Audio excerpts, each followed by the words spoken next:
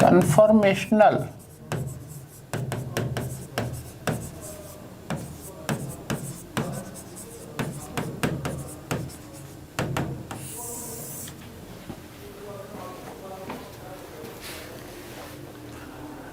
Conformational isomerism में basically ये alkene की करेक्टरिस्टिक है, और एल्केन की करेक्टरिस्टिक है, इसमें होता क्या है कन्फर्मेशनल आइसोमेरिज्म में कि जैसे मान लीजिए ये इथेन हम ले रहे हैं, कार्बन कार्बन, ये सिंगल बॉन्ड है, राइट।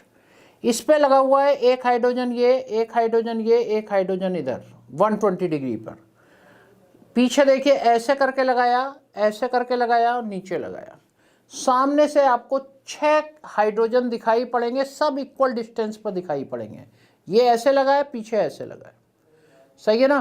तो सामने से 6 दिखाई पड़ेंगे, इसको हम बोलते हैं staggered form. Staggered form highly stable form होती है। अब देखिए एक हाइड्रोजन फ्रंट पे ऐसे लगाए, पीछे भी ऐसे लगाए, इधर ऐसे लगाए, पीछे भी ऐसे, ये ऐसे, इसके पीछे ऐसे, ढक लिया एक दूसरे को। सामने से केवल 3 हाइड्रोजन दिखाई पड़ेंगे और इसको हम बोलते हैं इक्लिप्स्ड फॉर्म। और यहाँ पर बेसिकली स्ट्रेन डेवलप हो गया, torsional strain. Torsional strain develop हो गया जिसकी वजह से इसकी स्टेबिलिटी सबसे कम है। टॉर्जनल स्ट्रेन क्या होता है, जो CH बॉन्ड के इलेक्ट्रॉन है और CH बॉन्ड के इलेक्ट्रॉन है वो आमने सामने आ गए, वो रिपेल करेंगे तो ये टॉर्जनल स्ट्रेन कहलाता है। स्टीरिक स्ट्रेन होता है एल्काइल ग्रुप की वजह से, दोनों CH3 होते हैं तब डेवलप होता है।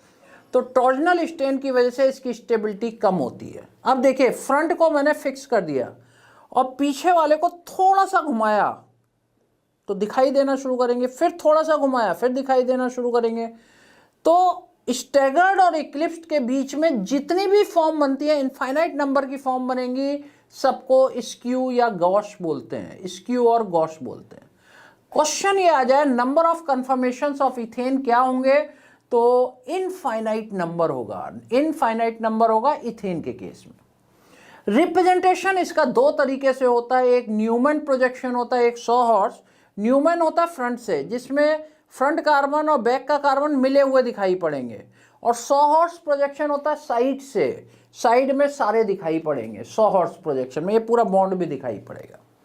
तो conformations in case of ethane अगर हम लिखें, इन केस ऑफ इथेन,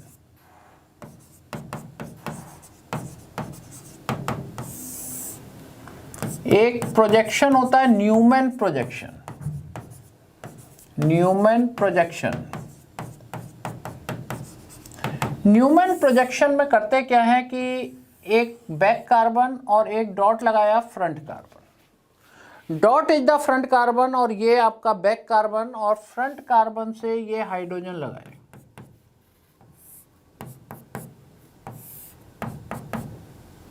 और बैक कार्बन पर ये हाइड्रोजन लगाए। ये फॉर्म हो गई स्टैगर्ड फॉर्म।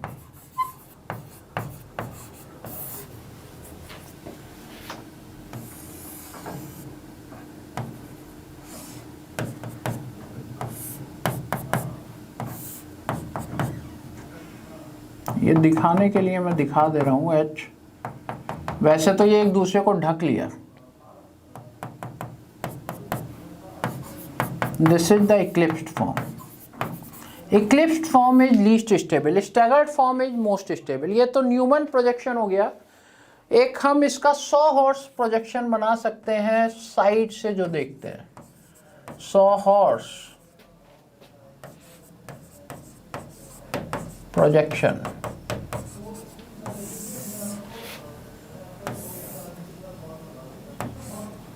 देखिए 3 हाइड्रोजन इधर लग गए, 3 हाइड्रोजन ये लग गए, सामने से देखोगे तो 6 दिखाई पड़ेंगे। This is the staggered form.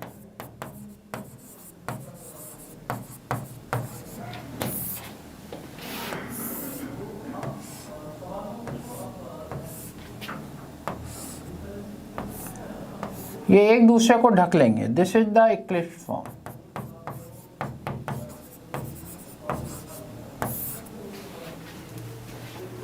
Eclipsed form. तो ये स्टैगर्ड फॉर्म हो गई और ये इक्लिप्स फॉर्म हो गई। तो ये दो टाइप के प्रोजेक्शन इसमें हो गए। अब इसके कुछ पॉइंट्स आप नोट करिए, कुछ पॉइंट्स बड़े इंपॉर्टेंट हैं।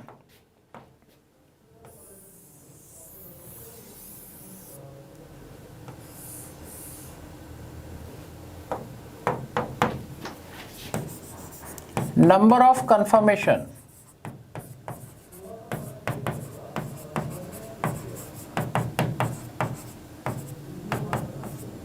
Infinite, staggered,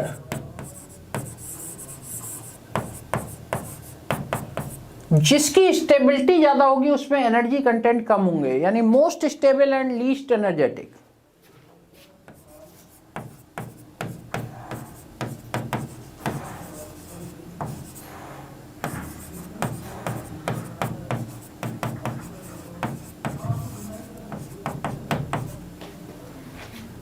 eclipsed,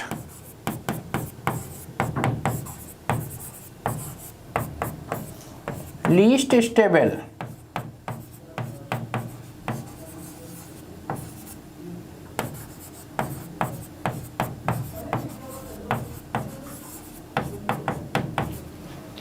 least stable and most energetic.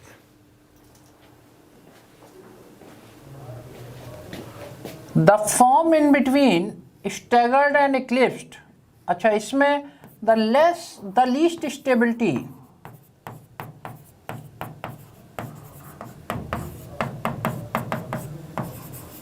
of eclipsed form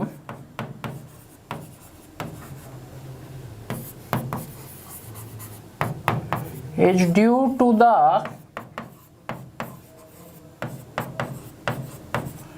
torsional strain,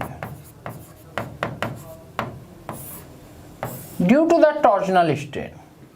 तो ये आपको ध्यान रखना है ना, ये सारे पॉइंट आपको दिमाग में रखने हैं। स्टीरिक स्ट्रेन कब आएगा? जब आमने सामने मिथाइल ग्रुप आ जाए, कोई एल्काइल ग्रुप आ जाए, क्योंकि इसकी भी ब्रांचेज हैं, इसकी भी ब्रांचेज हैं, ये एक दूसरे को रिपेल करेंगी, तो वो स्टीरिक स्ट्रेन होता है। वो 2 कार्बन से ज़्यादा, मतलब इथेन से ऊपर ब्यूटेन वगैरह में चले जाओगे तब जाकर स्टीरिक स्ट्रेन आएगा।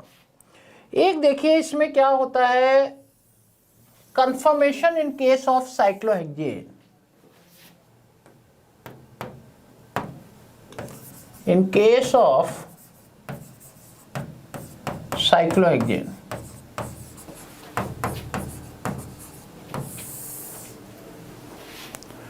और साइक्लोहेक्सेन के केस में 2 फॉर्म आती हैं, एक boat form and chair form. देखिए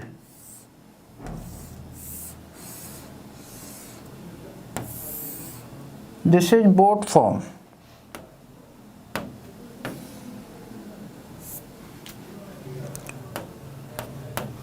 and another is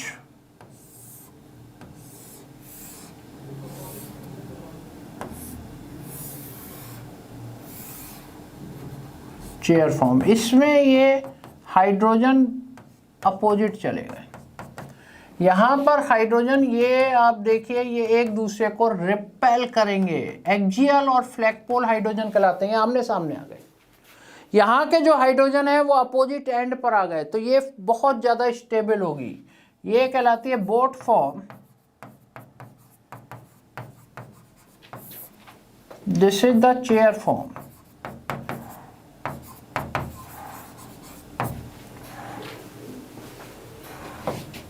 इसके भी कुछ पॉइंट्स नोट करते हैं।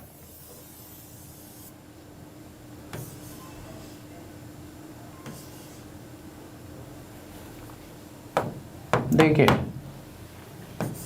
Boat form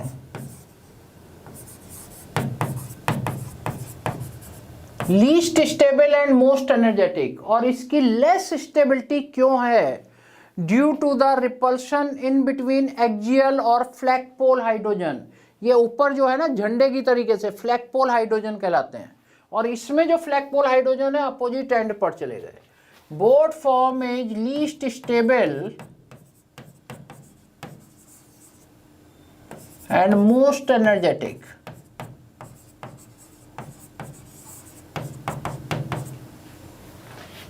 the less stability या least stability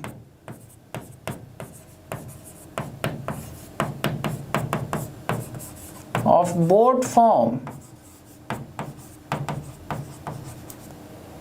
is due to the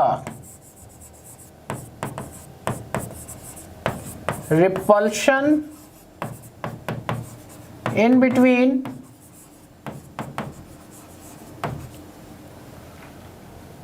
axial or flagpole hydrogen.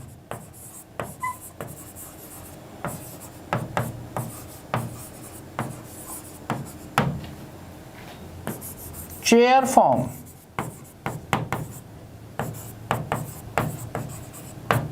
most stable and least energetic.